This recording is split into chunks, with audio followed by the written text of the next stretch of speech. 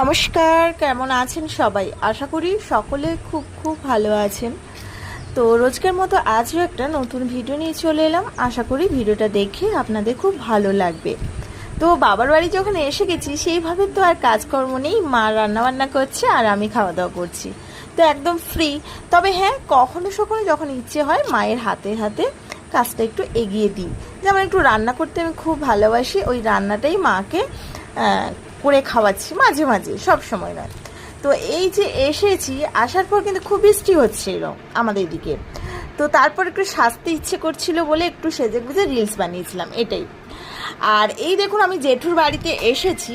তো জেঠুর বাড়িতে আসার পর দেখুন, ভিডিওটা দেখুন, তারপর আমি বলছি।